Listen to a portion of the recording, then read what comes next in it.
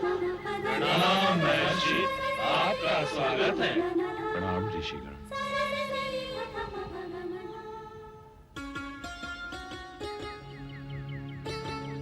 ऋषिगण, अपना अपना स्थान ग्रहण कीजिए।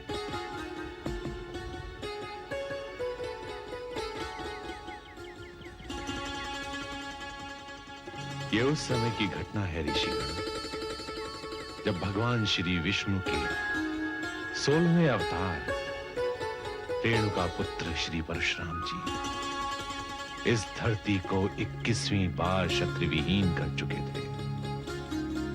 एक दिन वो अपने आराध्य एवं गुरु श्री शंकर महादेव जी से आशीर्वाद लेने के लिए कैलाश पर्वत पर गए। कहा जाता है, जब परशुराम जी इस धरती पर चलते थे तो पूरी धरती कांपती थी।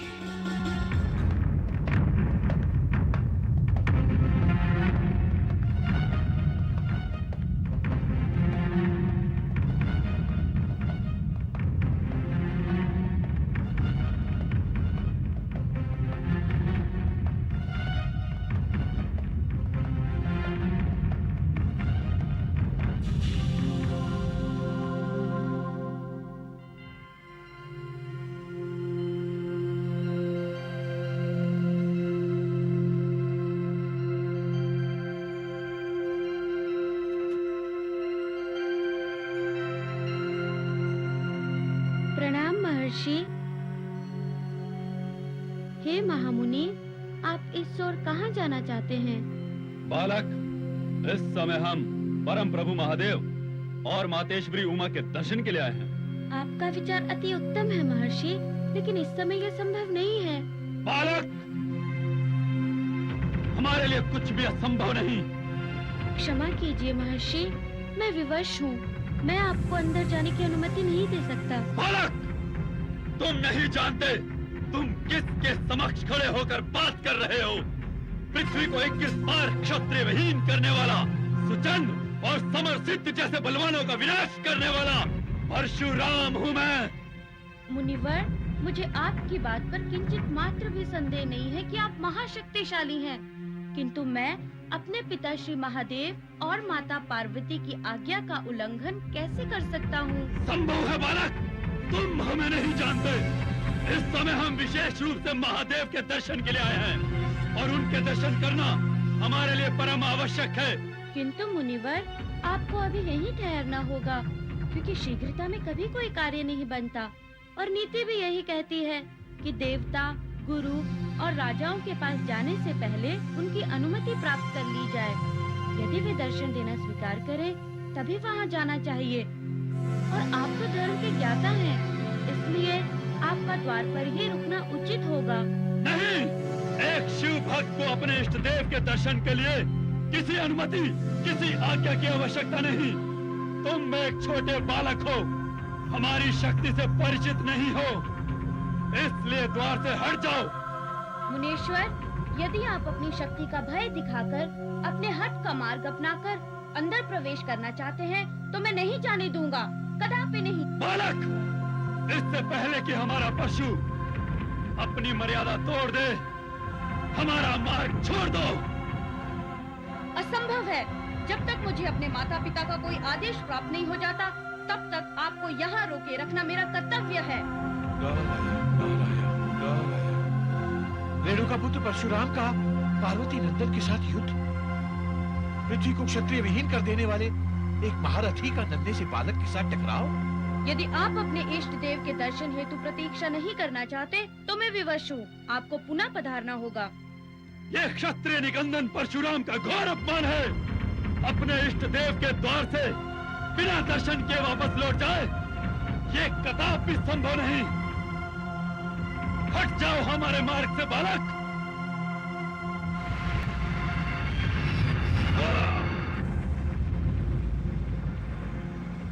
ब्रह्मांड में कोलाहल, कहीं ये उस संग्राम का संकेत तो नहीं?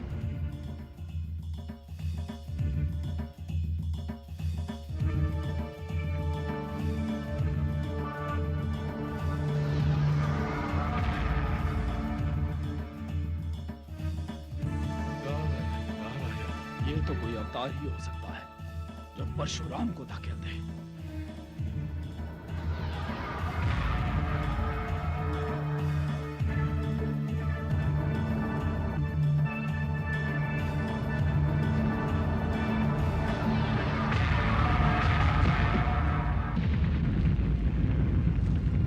वरुण देव, पवन देव, क्या आप लोगों को भी वही अनुभूति हो रही है जो मुझे हुई? हाँ देवेंद्र, ब्रह्मांड में ये कंपन कैसा? देवगणों, ये संकेत किसी भावी आशंका से संबंधित है जिसने मुझे भी भयभीत कर दिया है। निसंदेह किसी लोक में अवश्य कोई अनिष्ट होने वाला है। अनिष्ट? हाँ देवगणों, अवश्य कहीं कोई अनर्थ होने वाला है जिसे नहीं होना चाहिए। मुझे भय है कि यह घटना सृष्टि के विनाश का दृश्य न उपस्थित कर दे। नारायण नारायण नारायण। आइए देवर्षि, आइए। इस समय आप कहां से पधार रहे हैं? कोई समाचार? देवर्षि, हम सभी देवगण भावी आशंका से चिंतित हैं। देवर्षि, यहाँ किसी लोक में किसी तरह का कोई अनर्थ होने का संकेत तो नहीं? देवराज, ये जो कुछ भी हो रहा है उसे अनर्थ ही समझिए। अनर्थ? आपके कहने का तात्पर्य क्या है देवर्षि? अनर्थ होने का ऐसा कौन सा दृश्य देख लिया आपने? नारायण नारायण। देवराज, मैं जो कुछ देख कर आ रहा हूं उससे तो मेरा हृदय कांप उठा है। मालूम नहीं परिणाम क्या होगा। लगता है प्रलय का समय बहुत निकट है राजन, बहुत निकट। देवर्षि, ऐसी क्या प्रलय आने वाली है कि जिससे आप भयभीत हो गए? कहीं त्रिपुरारी शंकर महादेव का कोई प्रकोप प्रकट तो नहीं हुआ? यमदेव, आप तो जीवन मृत्यु के ज्ञाता हैं। कहीं सृष्टि के विनाश का समय निकट तो नहीं आ गया है? मैं तो स्वयं ही इस उत्पन्न होने वाली स्थिति से चकित हूँ। यदि देवर्षि ने ऐसा कुछ देखा है तो शीघ्र ही इसका वृत्तांत देवराज इंद्र को सुना देना चाहिए। ऋषि, आप तो हम देवगणों के हित के लिए सदैव तत्पर रहते हैं। आप अति शीघ्र वो वृत्तांत कहकर सुनाइए जिसे देखकर आप अत्यंत भयभीत हैं। देवराज, मैं वसुंधरा को क्षत्रिय विहीन करने वाले महारथी रेणुका पुत्र परशुराम और पार्वती नंदन बालक गणेश के बीच छिड़ा महायुद्ध देख कर आ रहा हूं।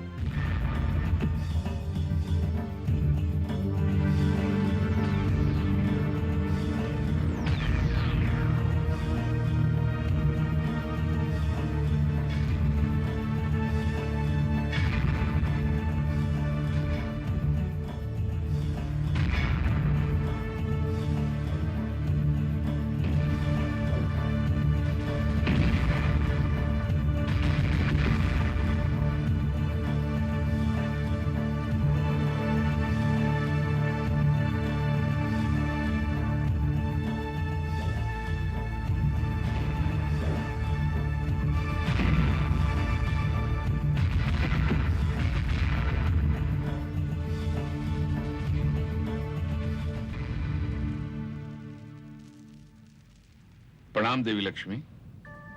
प्रणाम ब्रह्मदेव। प्रणाम जगत बालक। प्रणाम ब्रह्मदेव। प्रभु, ब्रह्मांड में उत्पन्न हुए कोलाहल के कारण मुझे यहाँ उपस्थित होना पड़ा। ब्रह्मांड का डगमगा जाना संकेत है इस बात का कि क्षत्रिय निकंदन परशुराम ने पार्वती नंदन गणेश के साथ युद्धारंभ कर दिया है। हे जगत पालक, मुझे भय है एक बार फिर से परशुराम का अभेद परशु इस पृथ्वी को रक्त रंजित न कर दे। यदि उनके परशु को न रोका गया तो यह युद्ध महायुद्ध में परिवर्तित हो जाएगा। इस युद्ध को रोकना ही होगा प्रभु। परशुराम को रोकना बहुत कठिन कार्य है ब्रह्मदेव। वो अपने इष्ट महादेव का परशु उठाकर अति भयंकर रूप धारण कर लेते हैं। उन्हें तो केवल महादेव ही रोक सकते हैं। ये महायुद्ध तो बड़ी जटिल समस्या है ब्रह्मदेव।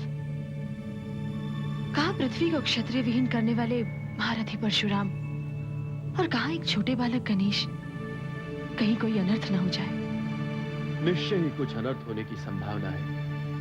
कहीं जगत जननी महेश्वरी देवी शक्ति का रूप धारण करके सृष्टि का विनाश न आरंभ कर दे। यदि देवी पार्वती क्रोधित हो उठी तो वो कुछ भी कर सकती है। वो ये कदापि सहन नहीं करेंगी कि उनके पुत्र गजानन गणेश्वर को कोई क्षति पहुंचाने की चेष्टा भी करे। इससे पूर्व कि ये युद्ध असाधारण रूप में परिवर्तित हो, हमें तुरंत ही इसे रोकना होगा। किंतु देवी, इस समय तो इस युद्ध को रोकना असंभव है। असंभव है? ये क्या लीला है ब्रह्मदेव? क्या आपने सृष्टि के भाग्य में यही लिखा है कि महादेव शंकर के महाशक्तिशाली शिष्य परशुराम के हाथों अपने ही गुरुपुत्र का वध हो जाए, उनके हाथ अपने ही छोटे भाई के रक्त से लाल हो जाए? देवी, सृष्टि के भाग्य में जो भी लिखा है वो समय पर ही प्रकट होगा। और रहा प्रश्न गजानन गणेश्वर का, तो वो अपना भाग्य स्वयं लिखने में सक्षम है। समस्या इस समय ब्रह्मांड को सुरक्षित रखने की है, इस युद्ध को रोकने की है। और इस युद्ध को रोकना केवल महादेव के वश में है। अवश्य, किंतु महादेव भी इस समय इस युद्ध को रोक नहीं सकेंगे ब्रह्मदेव।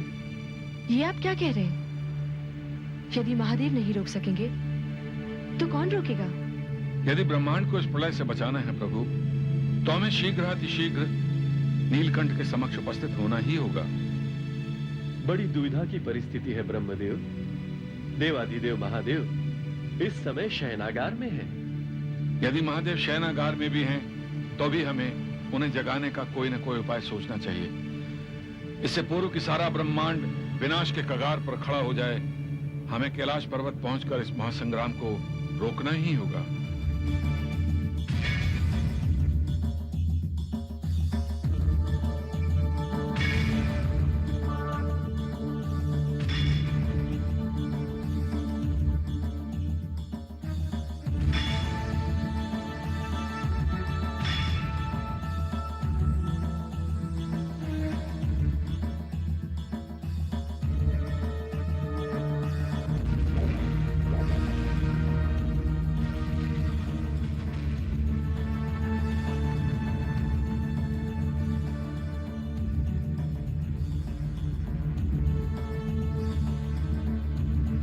यदि इस युद्ध को नहीं रोका गया तो इस ब्रह्मांड को प्रलय से कोई नहीं बचा सकता। इस युद्ध को रोकना तो सिर्फ महादेव के वश की बात है।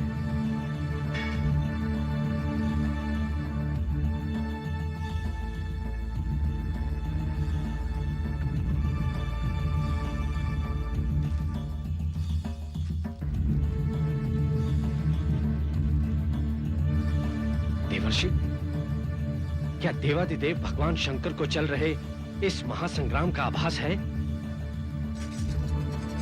देवराजेंद्र, वो क्या अद्भुत लीला रच रहे हैं, ये तो स्वयं महादेव ही जाने।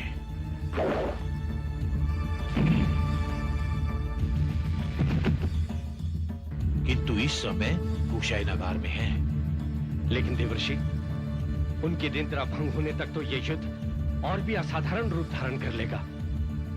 केवल वो ही इस महासंग्राम को रोक सकते हैं।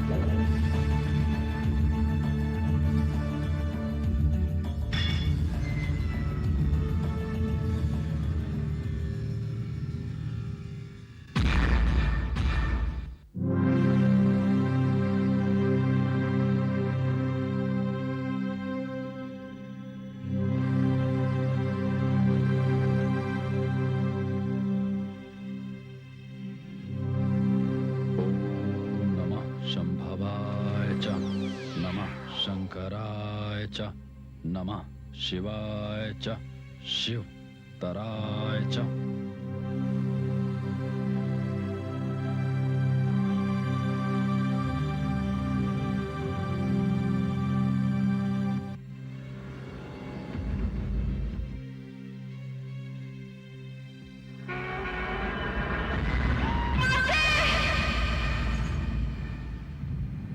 गणेश, हे देवादिदेव, हे त्रिपुरारी, हे महादेव, ये प्रलय की तरह उत्पन्न होने वाला कोलाहल कैसा, जो सारे कैलाश पर्वत की शांति को भंग करना चाहता है? हमारा पुत्र गणेश इस प्रलय के वातावरण से कहीं भयभीत न हो जाए। आप अपने पुत्र की चिंता मत कीजिए देवी उमा, वो पूरी तरह से सुरक्षित है, उसे कुछ नहीं होगा। किंतु बालक तो बालक है देवादिदेव, हमें उसकी सुरक्षा करनी ही पड़ेगी। वो स्वयं रक्षक है। अनभिज्ञ हैं आप अपने पुत्र और आज के ऐतिहासिक दिन से। गणेश्वर केवल हमारे पुत्र ही नहीं, बल्कि पूरे ब्रह्मांड के कारक और आदि देव स्वरूप है।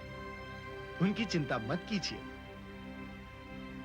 आज धर्म के अध्याय का प्रथम पृष्ठ लिखा जाने वाला है। ये अब कौन सी अद्भुत लीला रच रहे देवादिदेवी, आप ही जाने। किंतु मेरी ममता क्षण भर के लिए भी अब यह नहीं ठहर सकती। मुझे आभास हो रहा है कि हमारा गणेश अवश्य किसी संकट में है। मैं कदापि यह नहीं ठहर सकती, कदापि नहीं, कदापि नहीं। रुक जाओ देवी पार्वती, रुक जाओ। आपके सुपुत्र को कुछ नहीं होगा। गणेश,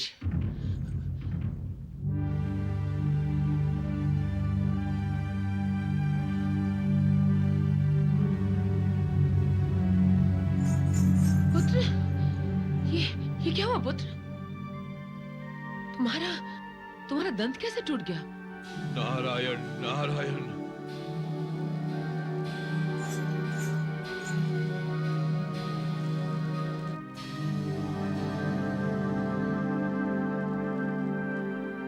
किसने तुम्हें घायल किया पुत्र? बताओ मुझे। मौन क्यों खड़े हो पुत्र? किसने तुम्हारे साथ ये निर्दयता दिखाई? बताओ मुझे, बताओ मुझे। किसने मेरे पुत्र का दंत तोड़ा है? सामने आओ मेरे।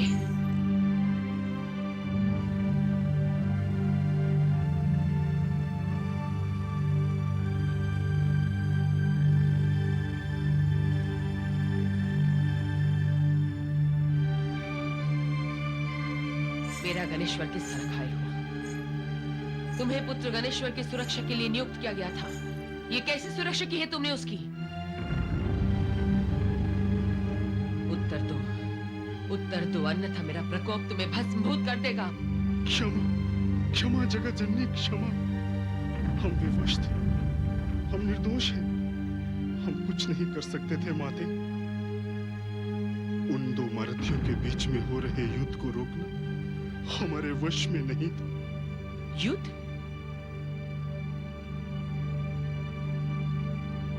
हाँ माते, महर्षि परशुराम आपके तथा भगवान शंकर के दर्शन करना चाहते थे, मगर उनको अंदर जाने की अनुमति न देने के कारण वे क्रोधित हो उठे। देखते देखते गजानन और उनके बीच में युद्ध शुरू हो गया। क्या परशुराम ने मेरे निर्दोष पुत्र के साथ युद्ध किया? हम चारों तरफ से विवश थे माते। इस महायुद्ध की सूचना हम आपको भी नहीं दे सकते थे, ना ही रोकने की चेष्टा कर सकते थे। इसी असमंजस में थे कि क्या करें। उसी समय परशुराम जी ने गजानन पर प्रहार कर दिया और उस कठोर प्रहार से उनका दंत कटकर धरती पर गिर गया। अशिष्ट परशुराम का ये साहस!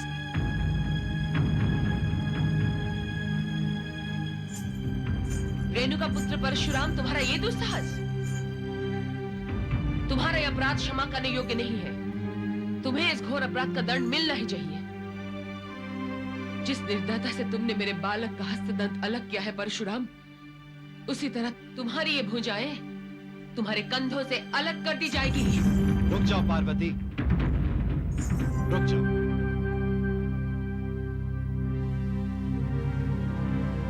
ये किस पर प्रहार कर रही हो शिव शक्ति? अपनी आंखों से क्रोध का आवरण हटाकर देखो आपके समक्ष कौन खड़ा है। ये देवी रेणुका के पुत्र और हमारे परम प्रिय शिष्य परशुराम। तो ये निर्णय भी आपको अभी करना होगा स्वामी, कि आपको अपना सुपुत्र प्रिय है या एक उद्दंड शिष्य जिसे अपने परायत तक कभी ज्ञान नहीं है। नारायण नारायण। मुझे तो दोनों ही प्रिय हैं गौरी। यदि आप अपने एक पुत्र को श्रेष्ठता के शिखर पर देखना चाहती हो तो दूसरे पुत्र को क्षमा करना ही पड़ेगा।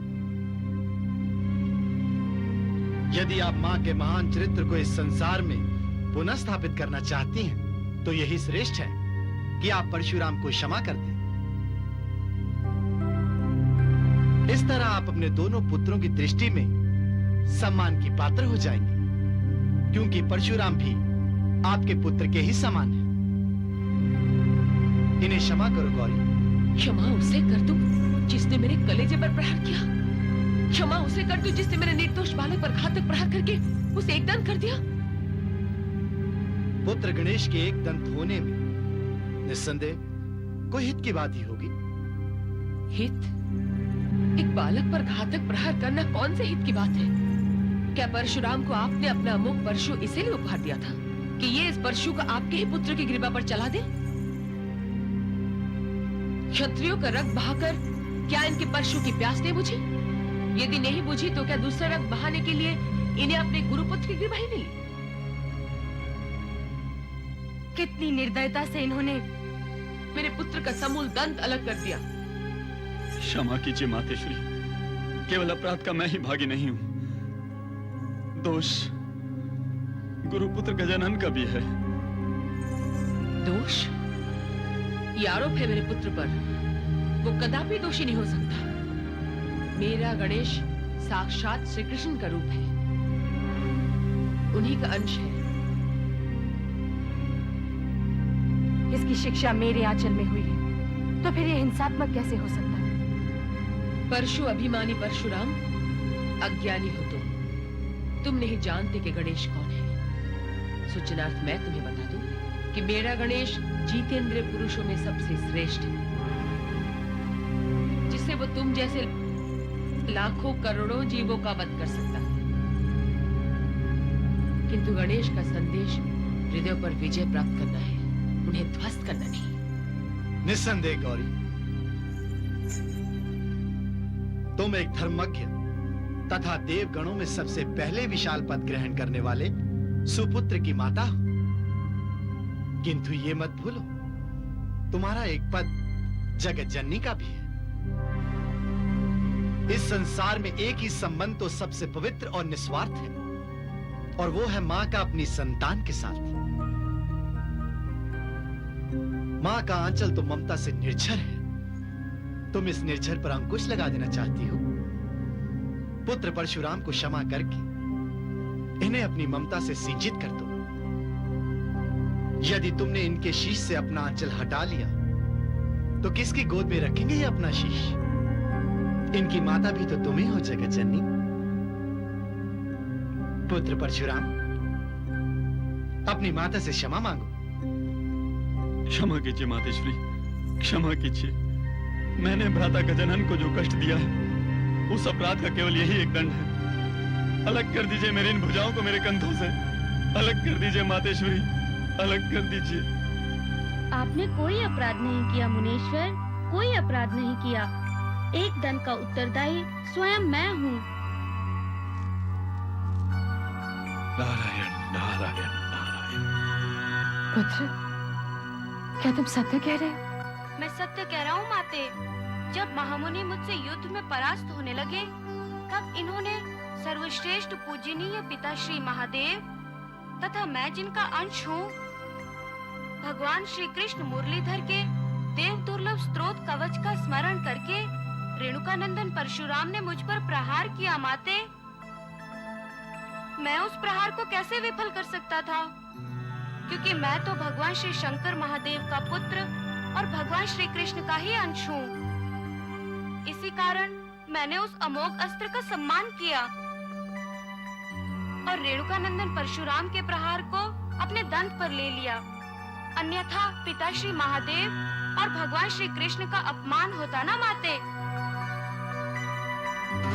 गणेश पुत्र, तुम समान इस जगत में कोई भी नहीं है। माते, रेणुकानंदन परशुराम जो गुरु पुत्र हैं और मेरे बड़े भाई हैं, उन्हें क्षमा कर दीजिए। प्रणाम देवाधिदेव महादेव। स्वागतम श्रीहरि, स्वागतम ब्रह्मदेव।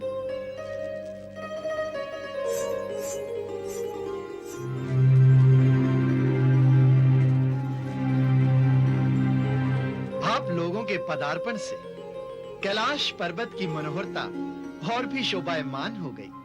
स्वागतम।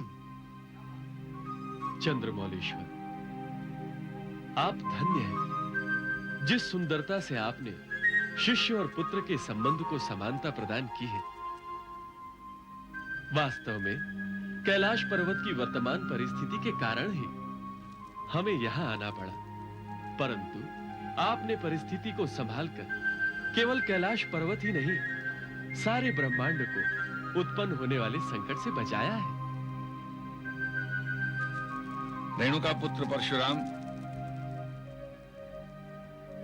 तुमने सुमुख गणेश्वर का हस्त दंत अलग करके जगत जननी मातेश्वरी और हरिहर महादेव के हृदय को पीड़ा पहुंचाई है, किंतु इसके विपरीत देवादिदेव का निर्णय देखा। इसीलिए कहा जाता है कि गुरु विद्या और गुरु मंत्र का देने वाला इष्ट देव से भी 100 गुना श्रेष्ठ होता है। इसी कारण गुरु को देवता से प्रथम पूज्य माना जाता है। नारायण नारायण नारायण। परशुराम, तुम्हारा उन्माद अपने इष्ट महादेव के प्रति भक्ति भावना प्रकाशित करता है, अर्थात आशुतोष भगवान शंकर महादेव, इनसे बढ़कर कोई देव नहीं और गिरिराज नंदिनी से बढ़कर कोई माता नहीं,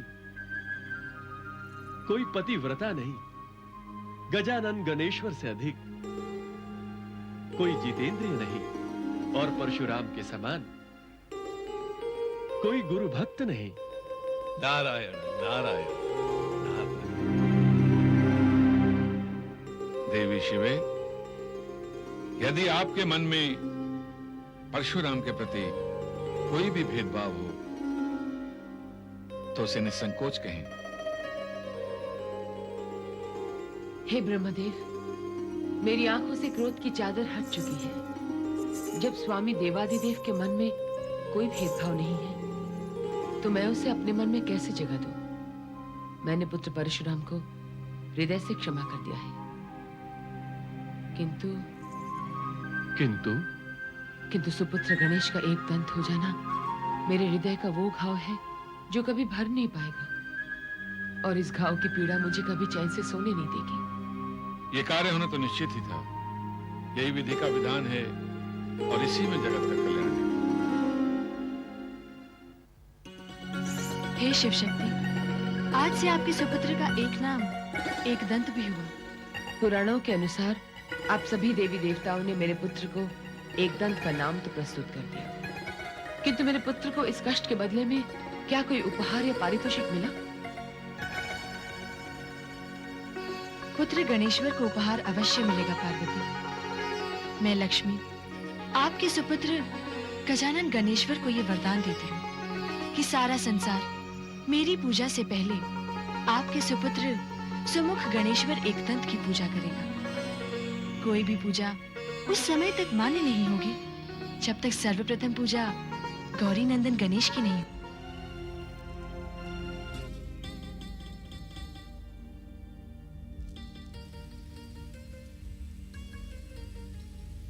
प्रणाम पिताश्री।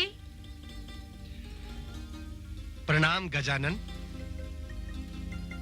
प्रणाम सुमुख एकदंत। आओ। पिताश्री, क्या आप भी मुझे इन्हीं सम्मानित नामों से पुकारेंगे, पुत्र नहीं कहेंगे? क्यों नहीं पुत्र, क्यों नहीं। आपसे अधिक प्रिय तो हमें कोई भी नहीं। आप तो हमारे पुत्र हो, किंतु सभी देवों में से आपको सर्वप्रथम सम्मान मिला है। उसी कारण हमने आपको सम्मानित नामों से पुकारा। आपका आदर करना हमारा परम कर्तव्य है। पिताश्री, मुझे जो भी आदर व सम्मान प्राप्त हुआ है वो सब आप ही की कृपा है। मैं तो केवल आपके चरणों की धूल हूँ। मुझे महान बनाने वाले तो आप हैं प्रभु। मैं अपने आप को भाग्यशाली प्रतीत कर रहा हूँ कि मैं आपका पुत्र हूँ।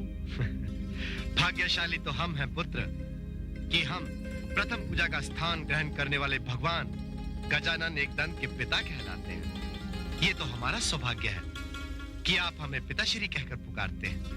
किंतु पिताश्री, देवी माता लक्ष्मी ने जो वरदान हमें दिया है, क्या हम उसके योग्य हैं? क्यों नहीं पुत्र, क्यों नहीं, अवश्य। पिताश्री, हम में वो क्षमता नहीं है जो इस वरदान का भार उठा सके।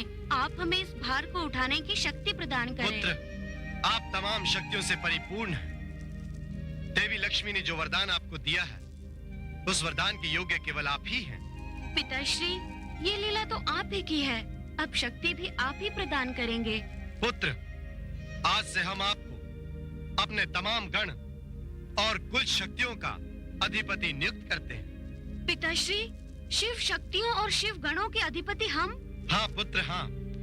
इसीलिए आज से आप इस संसार में गणपति के नाम से भी जाने जाएंगे। हमें अपने भविष्य की रणनीति बनानी होगी। समस्त सृष्टि पर अपना विजय ध्वज फहराने की योजनाओं की शीघ्र ही रचना करनी होगी। अरे, ये तो विश्वकर्मा है, शिल्पकार विश्वकर्मा। संभवतः तुम ही हमारी रणनीति का पहला चरण। महामुनि विश्वकर्मा, महामुनि विश्वकर्मा, हमारा प्रणाम स्वीकार करें। आयुष्मान भव वत्स। परंतु हम आपके परिचय से अनभिज्ञ हैं। कृपा करके अपने विषय में बताएं कि आप कौन हैं। हे मुनीश्वर, हम गजानन गणेश के परम भक्त हैं, त्रिपुरासुर। आपके हमारे समक्ष आने की इच्छा से हमें अवगत कराएं महाबली त्रिपुरासुर। महाबली त्रिपुरासुर कहकर इस अकिंचन गणेश भक्त को लज्जित न करें मुनीश्वर। हम तो आपको गजानन गणेश द्वारा दिए गए वरदान का स्मरण कराने आए हैं। गजानन गणेश का वरदान? कैसा वरदान? और इस वरदान से हमारा संबंध क्या है, स्पष्ट करें।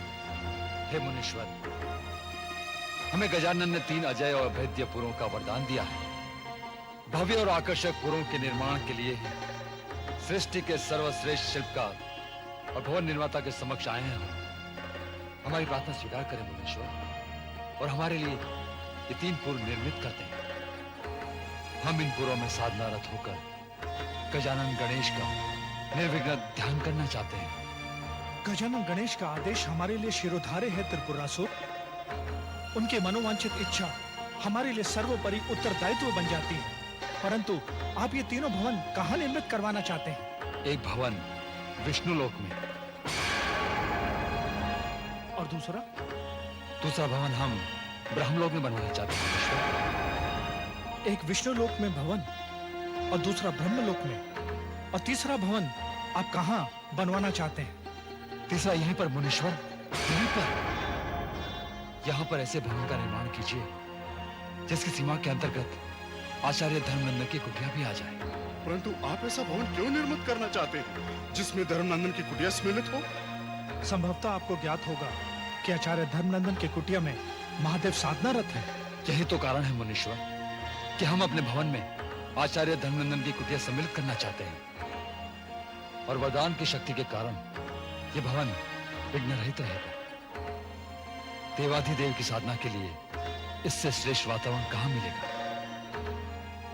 महादेव के लिए हमारी तरफ से तुच्छ भेंट होगी मुनीश्वर। हे त्रिपुरासुर, आपकी गणेश भक्ति, शिव की उपासना की भावना प्रशंसा के योग्य है। आपकी मनोकामनाएं अवश्य पूर्ण होगी त्रिपुरासुर। हम शीघ्र ही भवन निर्माण का कार्य प्रारंभ करेंगे वत्स। सोए ऋषिगणों, इससे पूर्व कि आप सबके सम्मुख एक दंत गणेश्वर की पुनीत कथा का श्रवण करें, मैं आप सभी विघ्नेश्वर के भक्तों की आशंका को दूर कर देना चाहता हूं। मैं आप सभी भक्तों की आशंका को भली भांति अनुभूत कर रहा हूं। मुनिवरों, अभिमान मनुष्य के लिए नरक का मार्ग है। इसे अपना शत्रु समझकर इसके समीप कदापि नहीं जाना चाहिए। किंतु यह भी सत्य है कि अभिमान से मनुष्य तो क्या, बलिष्ठ देवता भी नहीं बच पाए। ब्रह्मा, विष्णु, महेश, इसी कारण देवी लक्ष्मी के वरदान पर वे सभी अति प्रसन्न थे। वे सब जानते थे कि गणेश कौन है, उनकी शक्ति क्या है। आप मुनिवर गणेश्वर गणनाथ की जो कथा श्रवण कर रहे थे, उससे दो चीजों का ज्ञान आपको प्राप्त हुआ। एक तो ये कि गणेश जी एक दंत क्यों कहलाए, और दूसरा ये कि उन्हें प्रथम पूजा का अधिकारी किस प्रकार बनाया गया।